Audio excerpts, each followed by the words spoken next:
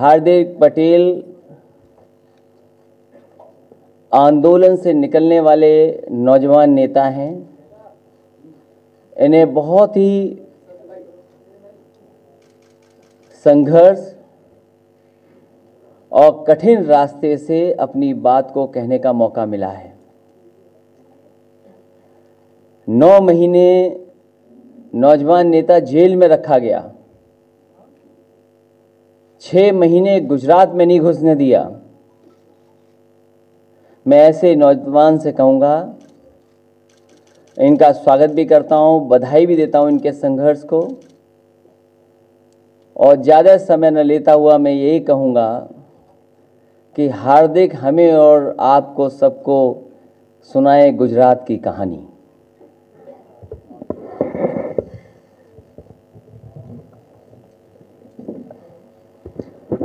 सभी प्रदेश के साथी, आपके प्रदेश के पूर्व मुख्यमंत्री अखिलेश यादव जी, सब हमारे साथ बैठे हुए समाजवादी पार्टी के प्रमुख पूर्वधार, आप सभी का मैं हार्दिक स्वागत करता हूँ।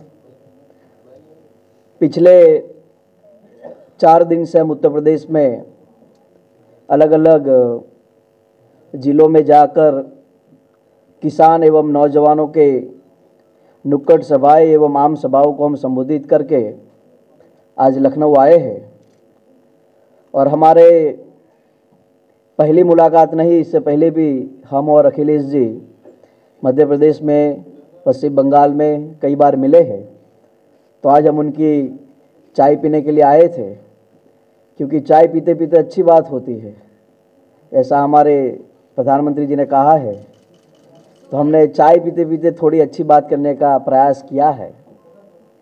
जिस हिसाब से कश्मीर के पुलवामा में हमारे आतंकियों द्वारा हमारे जवानों पर जो हमला हुआ है, उसमें हमारे जवान जो शहीद हुए, उसमें से 13 जवान तो इस उत्तर प्रदेश की मिट्टी के थे। तो हम उनको हृदय से श्रद्धांजलि अर्पित करते हैं। और हमने अखिलेश जी को कहा है कि सीआरपीएफ का जो अर्धसैनिक बल है, मैं चाहता हूं कि आप ये मांग उठाएं कि उनको पूर्ण सैनिक बल का दर्जा भी मिले और सरकारी रिकॉर्ड पर सीआरपीएफ के जवान को शहीद का भी दर्जा मिले। साथ ही साथ उत्तर प्रदेश की सामाजिक, भौगोलिक और राजनीति की चर्चा भी हमने की है।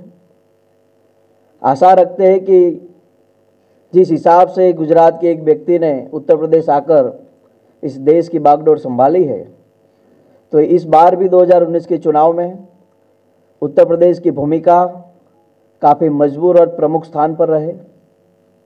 आज देश के हालात जिस तरह से काम कर रहे हैं, चाहे बेरोजगारी का मुद्दा हो, चाहे किसानों का मुद्दा हो, चाहे देश की सुरक्षा का ही मामला क्यों ना हो, इस पर पूरे 125 करोड़ से ज़्यादा हिंदुस्तान एकजुट होकर लड़ रहे हैं।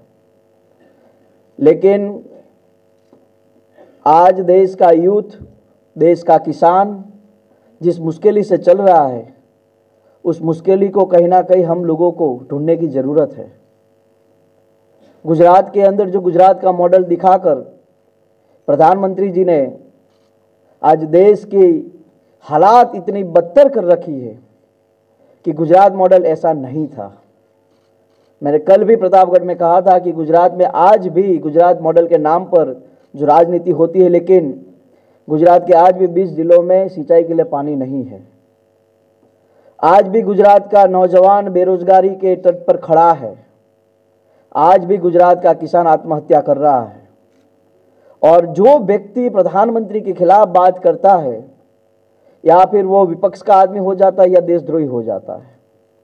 तो मुझे लगता है कि इन सारी चीज़ों के खिलाफ देश की सारी प्रमुख विपक्ष पार्टियों को एकजुट होना चाहिए और इन लोगों को सामने लड़ने की ज़रूरत है। कल मैं प्रतापगढ़, सुल्तानपुर और उससे पहले मैं मिर्ज़ापुर, सोनभद्र गया था। यहाँ के लोग भारतीय जनता पार्टी से काफ़ी त्रस्त है।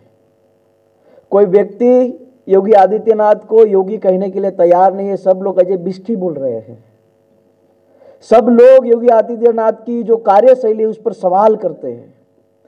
कानून व्यवस्था पूरी तरह से ध्वस्त हो चुकी है।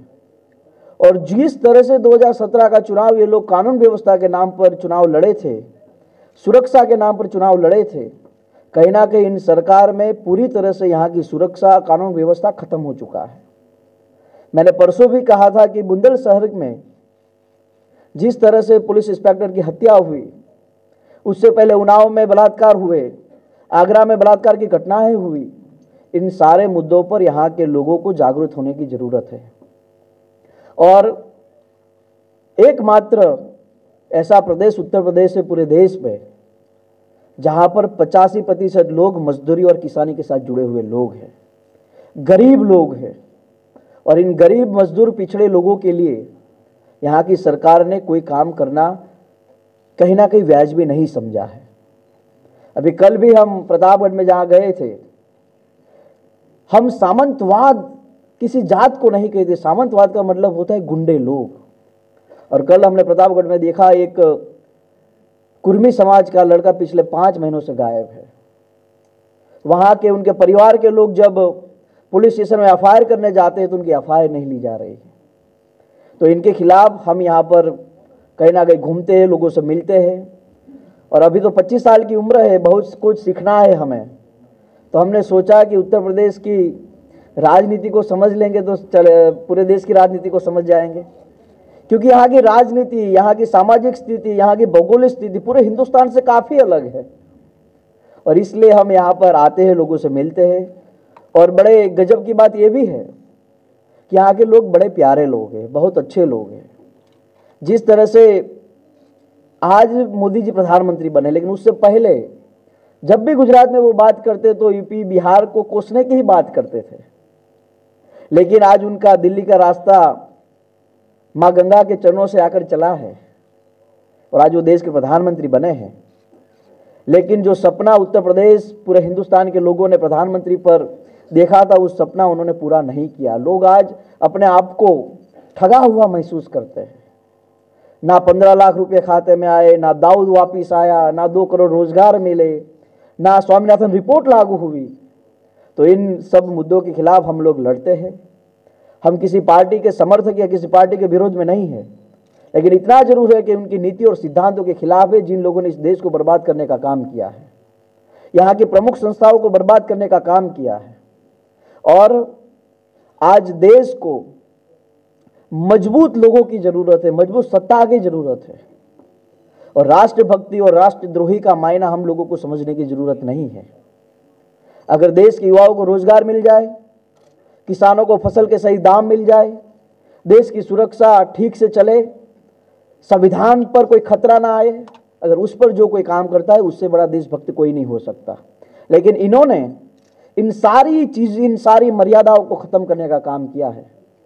आज़ाद हिंदुस्तान में पहली बार ये हुआ कि जंतर मंतर पर संविधान की कापियाँ जलाई गई और बाबा साहब आम्बेडकर मुर्दाबाद के नारे लगे भारतीय जनता पार्टी के राज में। तो इसके खिलाफ हम लोग बोलते हैं। जब हम 2014 से पहले देखते थे कि यूपीए गवर्नमेंट के सामने जब अन्ना हजारे आंदोलन कर रहे थे तो लोग उनको बड़ा देशभक्त कहते थे, और आज हम भारतीय जनता पार्टी के सामने आंदोलन करते हैं तो लोग हमें देशद्रोही कहते हैं। तो जो फर्क है उस फर्क के साथ हम लोग निकले हैं। लोगों की नीति, लोगों की सोच, लोगों के सिद्धांत को समझना चाहते हैं। और 2019 में तानाशाही और हिटलर वाली सरकार को यहाँ से भगाना चाहते हैं। ये सिर्फ मेरी बात नहीं है, पूरे हिंदुस्तान के नौजवानों की आवाज़ है और पूरे देश के नौजवान इस पर काम भी करेंगे।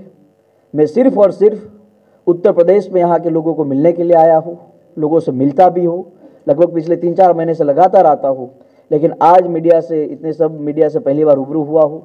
पूर्व मुख्यमंत्री जी से भी मिलने के लिए आया हूँ। अच्छा लगा सबको मिलकर, यहाँ की बहुत सारी चीज़ों को समझने का मैंने प्रयास किया है और भरोसा भी है अखिलेश जी पर कि ये जो समस्या है उस समस्या का समाधान करके यहाँ के लोगों के लिए काफ़ी अच्छा काम करेंगे।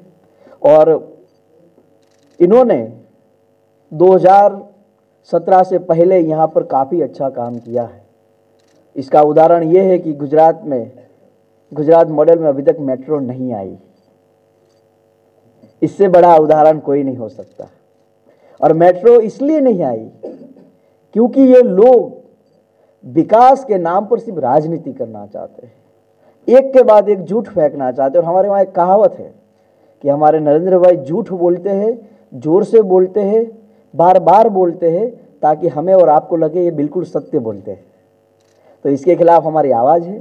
अच्छा लगा पूरे समाजवादी पार्टी के सब पदाधिकारियों को मिलकर, काफ़ी अच्छा लगा है। और जो समाजवाद की जो राजनीति है, जो लोहिया और जेपी की जो राजनीति थी, उस राजनीति पर कहीं ना कहीं सब लोग काम करते हैं, कर रहे हैं और करना चाहते भी हैं।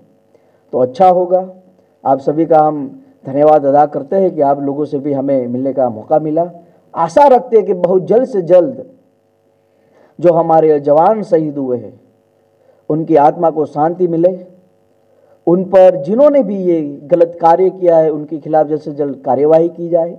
लेकिन एक बात मैं ज़रूर बोलूँगा कि अगर कोई प्रधानमंत्री, कोई मुख्यमंत्री जिस रास्ते से गुजरता है उस रास्ते को 50 बार चेक किया जाता है। खुफिया एजेंसी के बार बार अलर्ट के बाद भी हमारे जवान जिस रास्ते से जाने वाले थे उस रास्ते को चेक क्यों नहीं किया गया, ये सवाल होता है।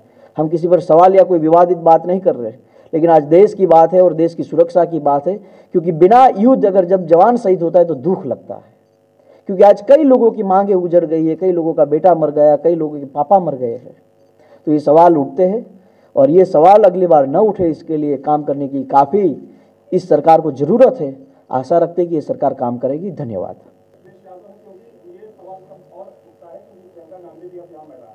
देखो, हर किसी पार्टी को अपना अपना पदाधिकारी और अपना व्यक्ति को लॉन्च करने की हर किसी को संवैधानिक देश में इजाज़त है।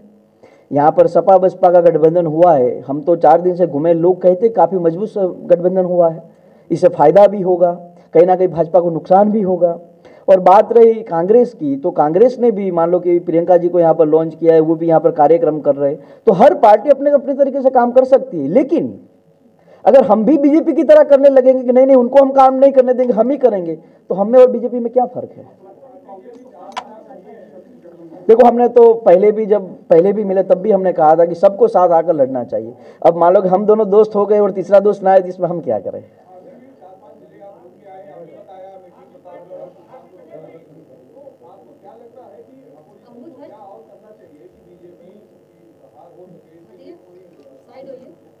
देखो, बीजेपी अकेले नहीं है।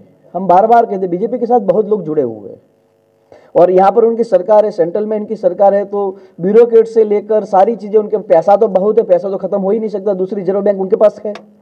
तो कहने की बात है कि उनके खिलाफ लड़ने के लिए पूरी तरीके से हर मोर्चे से काम करना पड़े, चाहे बूथ का काम हो, चाहे टीम लगाने की बात हो। और मुझे लगता है कि उत्तर प्रदेश के अंदर तो काफ़ी मजबूत टीम है बस सपा बसपा के पास।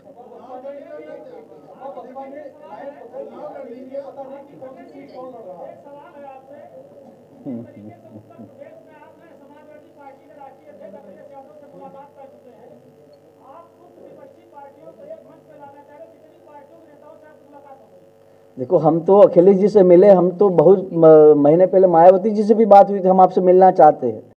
आप हमारे चैनल अम्बेडकर पीपल्स वॉइस को सब्सक्राइब कीजिए और बेल आइकन भी दबाइए और पाइए हर वीडियो की नोटिफिकेशन।